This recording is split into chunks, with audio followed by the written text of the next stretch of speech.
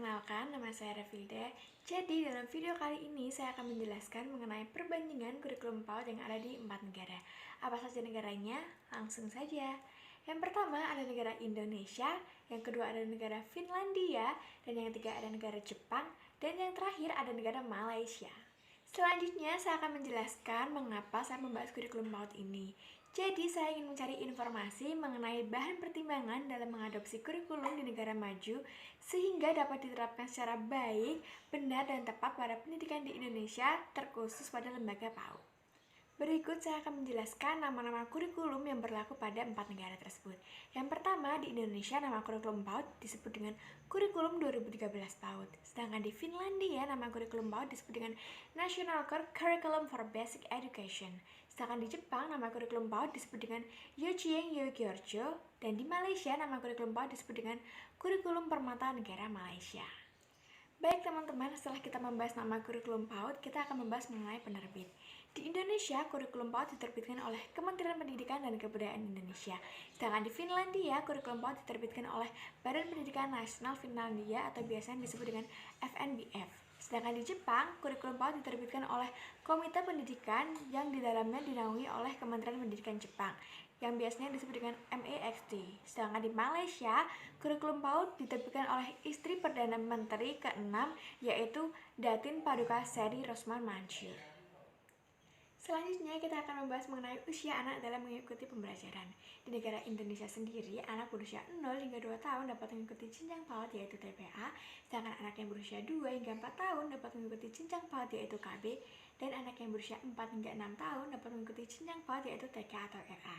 Sedangkan di negara Finlandia sendiri, anak pada mengikuti jenjang PAUD pada usia 6 tahun, yaitu pendidikan dasar, karena di Finlandia, anak yang berusia 0 hingga 5 tahun merupakan kewajiban orang tua dalam mendidik anaknya. Di negara Jepang, anak-anak yang berusia 0 hingga 3 tahun dapat memasuki jenjang PAUD yaitu Daiker atau Hoikeun, tetapi biasanya anak-anak yang memasuki jenjang ini merupakan anak-anak yang kedua orang tuanya bekerja. Sedangkan anak-anak yang berusia 3 hingga 5 tahun dapat mengikuti jenjang PAUD yaitu TK atau Youjian. Dan yang terakhir yaitu negara Malaysia, anak-anak yang berusia 0 hingga 4 tahun dapat mengikuti jenjang PAUD yaitu TASKA, sedangkan anak-anak yang berusia 4 hingga 8 tahun dapat mengikuti jenjang PAUD yaitu TADIKA. Pembahasan yang selanjutnya yaitu kurikulum terdiri dari apa saja.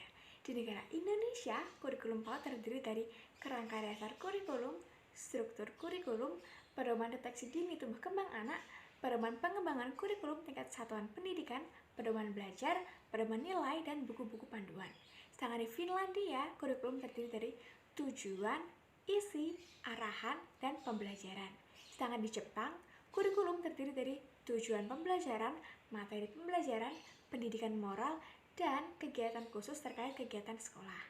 Dan pembahasan yang terakhir, negara Malaysia terdiri dari tujuan pembelajaran, materi pembelajaran, pedoman pembelajaran, dan panduan kegiatan belajar. Baik teman-teman, kita sudah sampai ke pembahasan yang terakhir yaitu program pengembangan. Di Indonesia, program pengembangan terdiri dari nilai agama, nilai moral, fisik motorik, kognitif, bahasa, sosial, emosional, dan seni.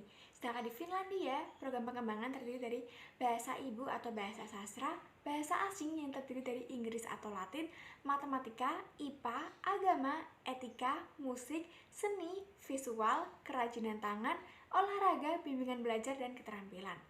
Di negara Jepang, pendidikan PAUD merupakan lembaga pengembangan atau pelatihan kebiasaan sehari-hari. Oleh karena itu, pendidikan PAUD di sana bukanlah pengajaran melainkan pendidikan. Sedangkan program pengembangannya sendiri terdiri dari kedisiplinan, ruang terbuka, tata krama, tanggung jawab, dan makan siang bersama. Sedangkan di negara Malaysia, program pengembangannya terdiri dari pengetahuan, kemahiran, norma, nilai, budaya, dan pengembangan individu. Sekian video penjelasan dari saya. Berikut merupakan referensi yang bisa teman-teman baca kembali untuk memperdalam materi yang saya berikan. Sebelumnya, saya mohon maaf apabila penyampaian saya kurang jelas, karena saya juga masih belajar. Terima kasih.